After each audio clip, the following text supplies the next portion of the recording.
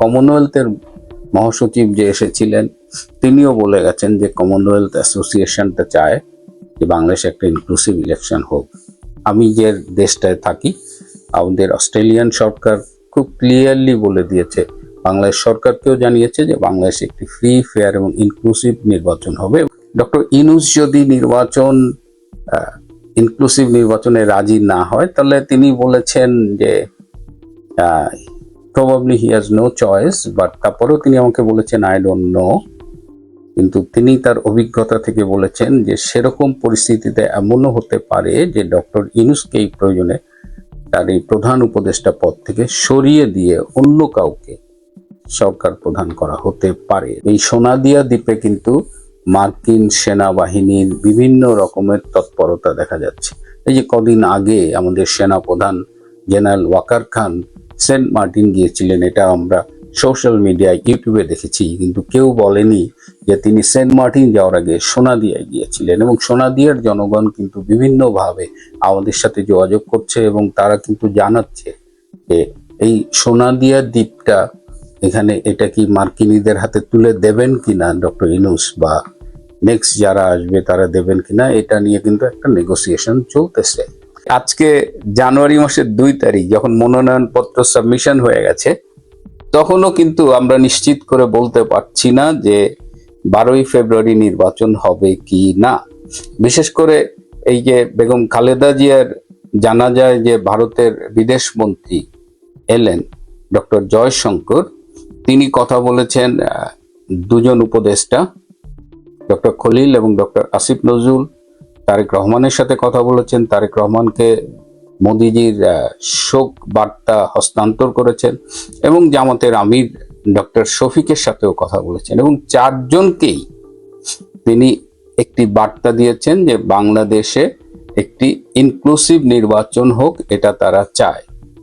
এবং তারপরে আমরা দেখলাম যে গতকাল জামাতের আমির ডক্টর শফিক তারেক রহমানের সাথে মিটিং করেছে। আবার ডাকসুর যে ছাত্র শিবিরের নেতারা তারাও আবার তারেক রহমানের সাথে মিটিং করেছে। অর্থাৎ বিএনপি এবং জামাতে ইসলামের ইন্টারাকশনটা কিন্তু হঠাৎ করে বেড়ে গেছে। আপনারা নিশ্চয়ই খেয়াল রেখেছেন যে কদিন আগে বিএনপি জামাত মুখোমুখি ছিল এবং বিএনপির এখন ভার্চুয়াল যুগ, তো কেউ কিছু বললে ওটা থেকে যায়। বিএনপির নেতারা যেভাবে জামাতকে আক্রমণ করেছে, আবার জামাতের নেতারা বিশেষ করে ছাত্ররা যেভাবে বিএনপিকে স্পেশালি তারেক রহমানকে অ্যাটাক করেছে, এগুলো আমরা কিন্তু ভুলে যাইনি। হ্যাঁ, যেমন এই যে চাঁদা ওঠে পল্টনে, ভাগ যায় লন্ডনে, এগুলো তো এই শিবিরের এসব ছাত্রদেরই স্লোগান। আবার মুক্তিযুদ্ধে জামাতের ভূমিকা নিয়ে বিএনপির নেতারাই একাধিকবার কথা বলেছে এবং খুব রিসেন্টলি বলেছে। এই সব কিছু প্রিন্ট মিডিয়ায় আছে, ভার্চুয়াল সোশ্যাল মিডিয়ায় আছে। কিন্তু গতকাল থেকে দেখেন আবার এই জামাত বিএনপির মানে ক্লোজনেস আমরা অবজার্ভ করছি। কেন এরকম হচ্ছে? এই যে ডক্টর জয়শঙ্কর বলে গেলেন, তো ডাক্তার শফিক জামাতের আমির তিনি তারেক রহমানের কাছে গেলেন, তারা দুজনে ভেরিফাই করলেন যে দুজনকেই এই ইনফরমেশনটা দিয়েছে কিনা, এবং তারা দেখলেন যে হ্যাঁ এই ইনফরমেশনটা দুজনকেই দিয়েছেন। এবং তারপরে তাদের স্বরূপটা কিন্তু আমরা দেখতে পাচ্ছি। আমরা সবসময় বলেছি যে যখন মাঠে আওয়ামী লীগ নেই, আওয়ামী লীগের মিত্ররা নেই, তখন জামাত বিএনপি দেখবেন যে তারা ভাগাভাগি করতেছে, মারামারি করতেছে, মুখোমুখি ওর বদনাম করতেছে, সব করছে। কিন্তু যখনই মাঠে আওয়ামী লীগকে আমরা দেখতে পাই, তখনই কিন্তু সেই মুদ্রার এপিট ওপিট জামাত বিএনপি এক হয়ে যায়। এমনি রাজনীতি একটু জটিল, যেহেতু গুঞ্জন আছে যে ভারতের ক্লিয়ারেন্স নিয়ে তারেক রহমান বাংলাদেশে এসেছে। তো সারা জীবন যারা ভারতের বিরোধিতা করে রাজনীতি করলো, তাদের জন্মের পেছনে আইএসআইয়ের সমর্থন রয়েছে। সেই দলটি হঠাৎ করে ভারতের সমর্থন নিয়ে রাজনীতি করবে, ক্ষমতায় যাবে, এটা কিন্তু হিসাবটা একটু গোলমেলে মনে হয়। ভারত হয়তো কৌশলগত কারণে বিএনপিকে সমর্থন দিতে পারে, কিন্তু যখনই ইনক্লুসিভ নির্বাচনের বিষয় আসতেছে এবং আওয়ামী লীগকে যদি ফ্রি অ্যান্ড ফেয়ার ইলেকশনে অংশগ্রহণ করতে দেওয়া হয়, তাহলে জনগণ কাকে ভোট দেবে সেটা নিয়ে আওয়ামী লীগের শিবিরের টেনশন না থাকলেও জামাত বিএনপি শিবিরে কিন্তু একটা আতঙ্ক কাজ করছে। এবং যখনই এই আওয়ামী লীগ ইনক্লুসিভ ইলেকশনে আসতে পারে এরকম সম্ভাবনা তৈরি হয়, তখনই আমরা দেখি যে জামাত বিএনপির ঘনিষ্ঠতা বাড়ে। তো সেই সম্ভাবনাটা আবারও তৈরি হয়েছে। এটা ডক্টর জয়শঙ্কর বলে গেছেন, এটা কি শুধুমাত্র ভারতের কথা? এই ইনক্লুসিভ নির্বাচনের আকাঙ্ক্ষাটা কি কেবলমাত্র ভারতের? এই জায়গাটায় আমি অনেকবার বলার চেষ্টা করেছি যে কমনওয়েলথের মহাসচিব যে এসেছিলেন তিনিও বলে গেছেন যে কমনওয়েলথ অ্যাসোসিয়েশনটা চায় যে বাংলাদেশে একটা ইনক্লুসিভ ইলেকশন হোক। আমি যে দেশটায় থাকি, আমাদের অস্ট্রেলিয়ান সরকার খুব ক্লিয়ারলি বলে দিয়েছে, বাংলাদেশ সরকারকেও জানিয়েছে যে বাংলাদেশে একটি ফ্রি, ফেয়ার এবং ইনক্লুসিভ নির্বাচন হবে, এবং এই কথার সপক্ষে আমার কাছে রিটেন ডকুমেন্ট আছে। এখন কথা হলো যে আমেরিকা কি চাইছে। আমেরিকা খুব স্পষ্টভাবে তারা জানিয়ে দিয়েছে, বিশেষ করে ভারতের সাথে তাদের সাম্প্রতিক যে সম্পর্কটা ডেভেলপ করেছে সেখানে তারা বাংলাদেশের ব্যাপারে ভারতের চোখ দিয়েই দেখতে চায়। তারা খুব ক্লিয়ার যে ভারত যেটা ভাবছে সেটা। আর ডক্টর ইনুস তিনি একসময় আমেরিকার পাপেট হিসেবে ক্ষমতায় বসেছিলেন, এটা সত্যি, এবং ডক্টর ইনুসের যা যা দেবার সেটা তিনি দিয়ে ফেলেছেন। পোর্ট দিয়েছেন, বোয়িং কেনার অর্ডার ফাইনাল করছেন, তারপরে বাংলাদেশে সেন্ট মার্টিন দ্বীপটা নিয়ে আমরা কথা বলছি, কিন্তু কেউ সোনাদিয়া দ্বীপের কথা বলছি না। এই সোনাদিয়া দ্বীপে কিন্তু মার্কিন সেনাবাহিনীর বিভিন্ন রকমের তৎপরতা দেখা যাচ্ছে।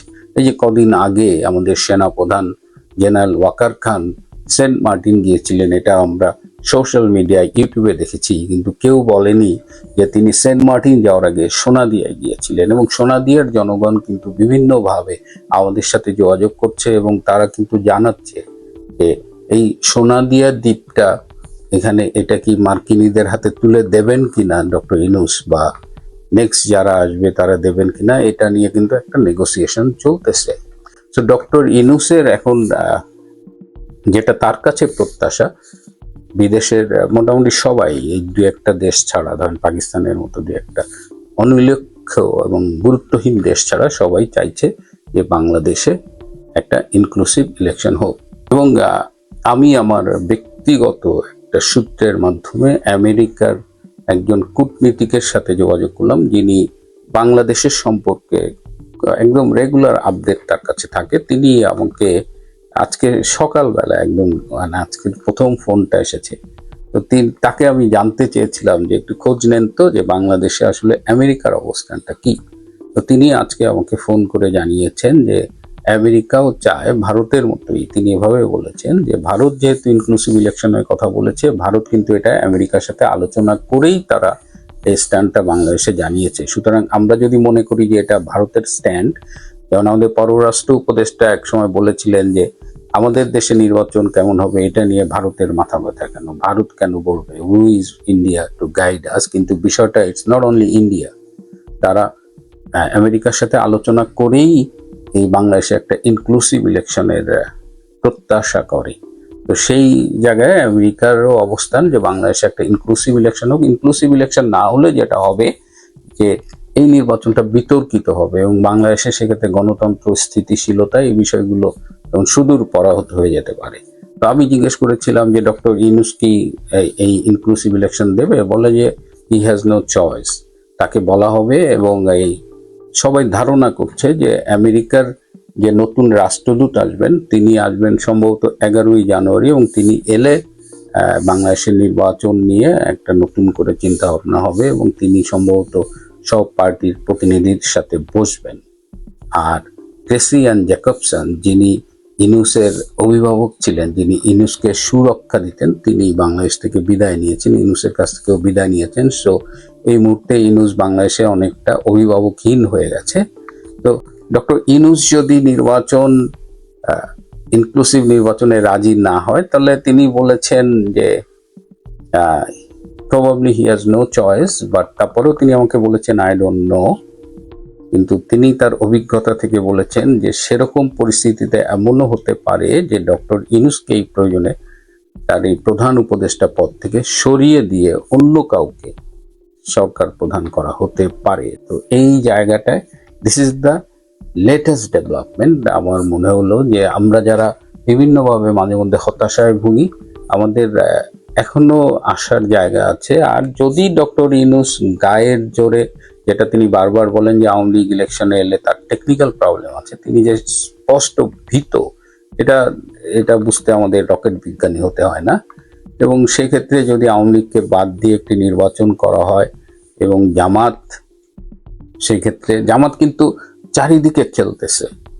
হ্যাঁ, জামাতের সাথে এই যে একটা নিউজ নিয়ে রয়টারের সাক্ষাৎকারে একটা নিউজ যে দুজন ভারতীয় কূটনীতিবিদ তার সাথে বাসায় গিয়ে মিটিং করেছিল, এটা নিয়ে আপনারা অনেক কথাবার্তা বলছেন, ডক্টর শফিক এটাকে অস্বীকার করছেন।